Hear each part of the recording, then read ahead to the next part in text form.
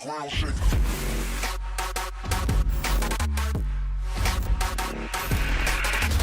Hello YouTube, today I have here a audio system H12 EVO Halon series SPL Beast subwoofer, 12-inch subwoofer with a really big magnet. Now we will be checking out here some of the key features of the subwoofer. This driver has not been driven in, but and on the later on this video we will be see the parameters or the exact ohms of the voice comm. So stay tuned for that, but for now we'll just check it out. How does it look like and what kind of features does the subwoofer have? Now this is a SPL monster from Audio System.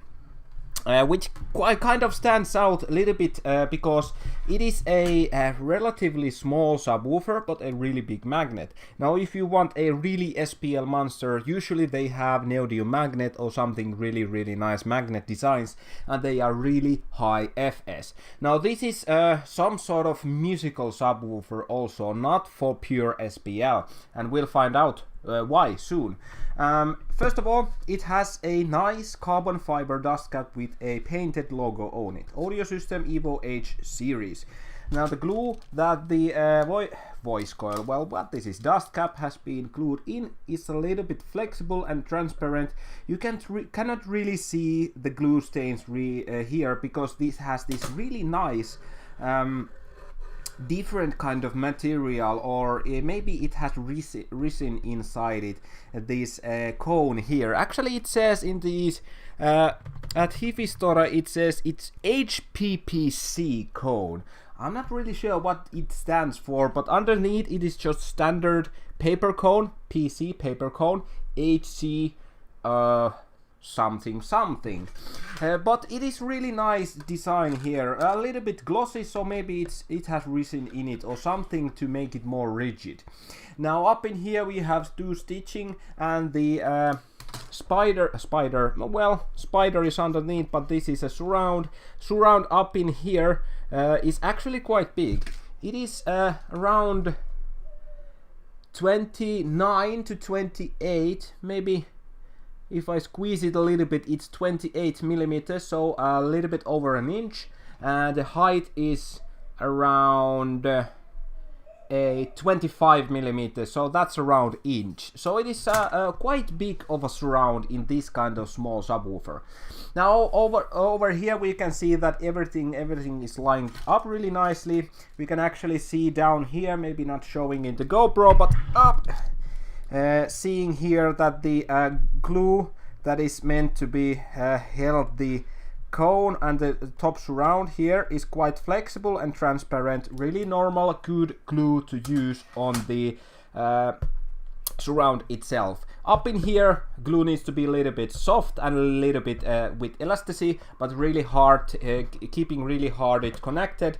It is really nice connected here. If I pull it a lot, the glue does not take off, so the glue is really nice up in here, but in down here it needs to be really hard. Now if we see underneath here, we can see a really nice design of the basket.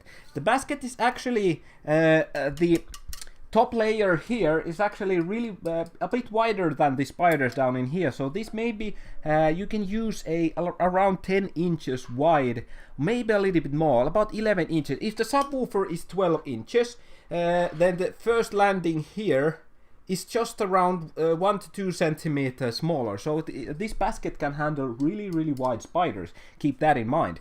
But if we see over here, it has two sets of wiring to the voice coil, two leads here on both sides. Everything is glued, stitched and glued, and it is a little bit over the spider down here, the leads to the voice coil. So it is okay, it allows a bit more flexibility down there, and if the excursion goes into maximum, it will not break the leads. The surround no, not the spiders down in here will break before the voice coil leads or the top surround, I think. But underneath here, when you see this black glue in here, it is scratchy, so it is really hard glue. It is black CA glue, what the voice coil has been connected with. First testing here tells me that it has two sets of spider packages. One is up in here.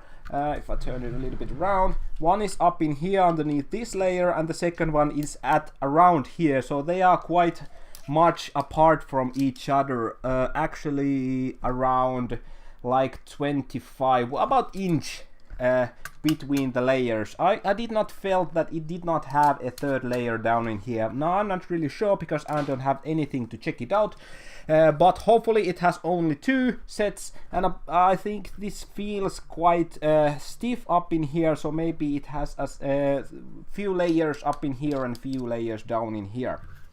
Everything is okay so far.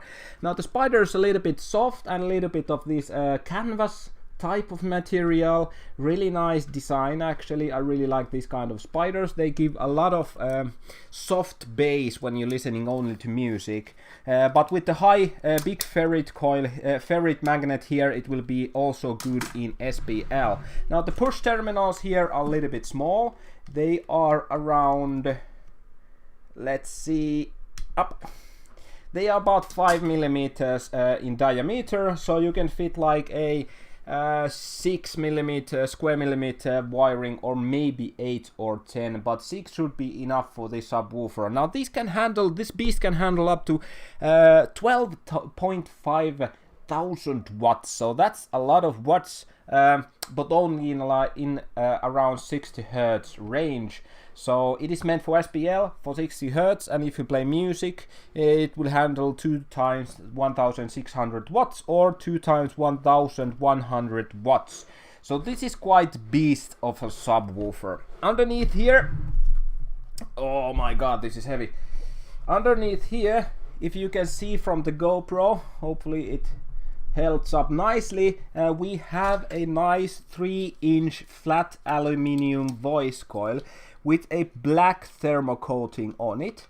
So it is really nice to have this kind of nice flat aluminium voice coil in ASPL, or a subwoofer with a high power handling, because aluminium dissipates heat much better. If it is a copper one, it will hold heat a lot more, but copper conducts much easier, and it is quite heavy. So it's a win, maybe not win-win, but it is a compromise for the voice coil if it is a copper or aluminium. But with this one, aluminium has been a really good choice for these high temperature voice coils.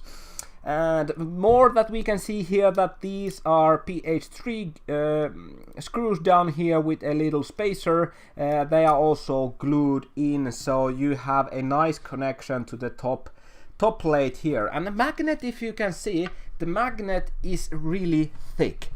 If I put the subwoofer here, the magnets in here are around 30 millimeters thick. That's a well, I'm not actually sure. I need to learn how to explain these also in inches, but 30 millimeters thick, and you can see there how thick they are.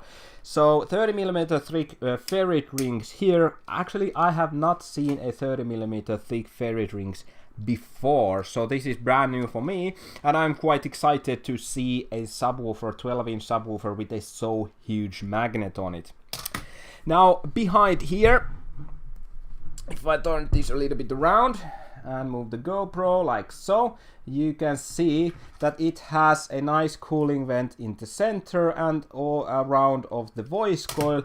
And if I just check this out in here, it has some kind of bevel or some kind of flare in top of the centerpiece, so it allows much better cooling than just a straight one. With this little roundings here and there helps a lot to move the air in front and back, so it will affect on the voice coil cooling greatly. Actually, the spiders down in here are glued with a black CA glue also. These screws that held the packages together are glued also with black CA glue, so that helps in long term avoid the stress on the screws not to break. So everything is really nicely packed and glued in.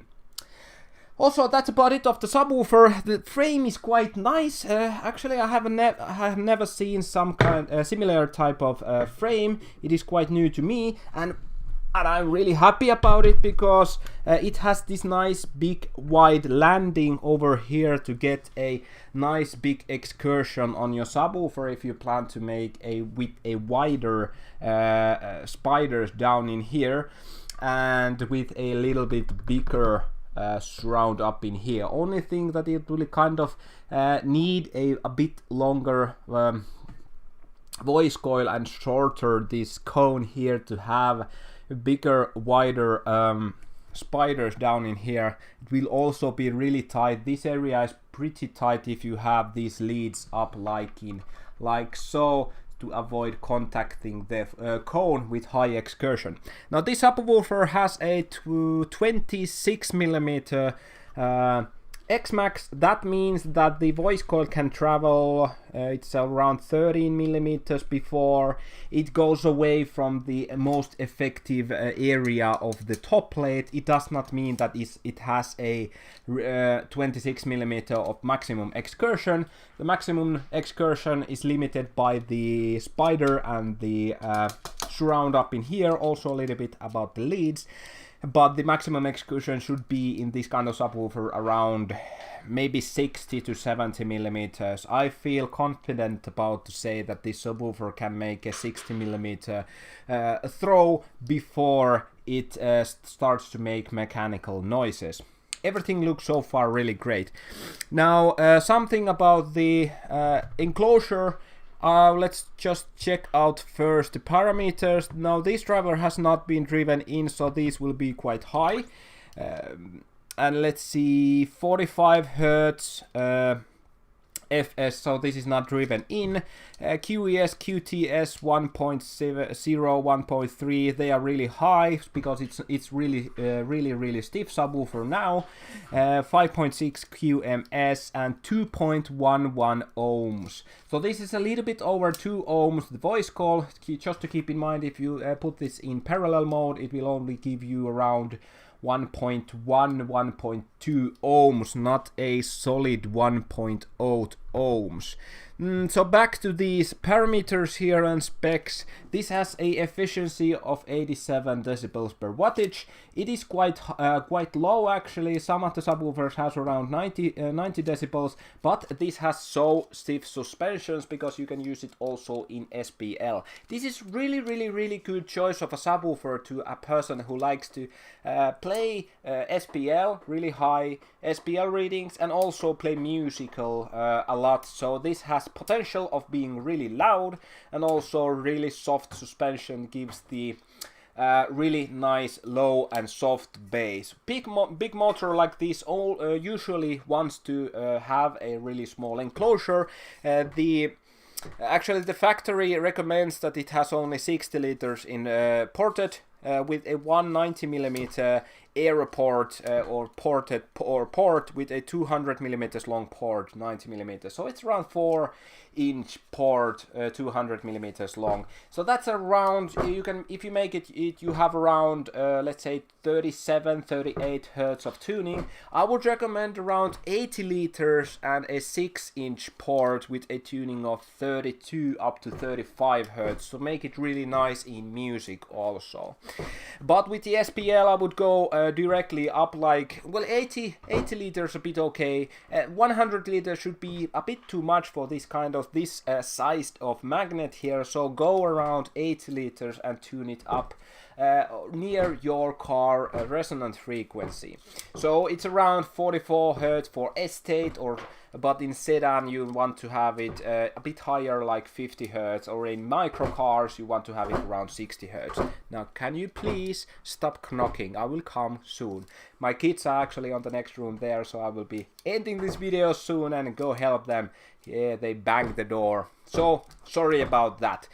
Now, what do you think about this Audio System H12 EVO series of subwoofer?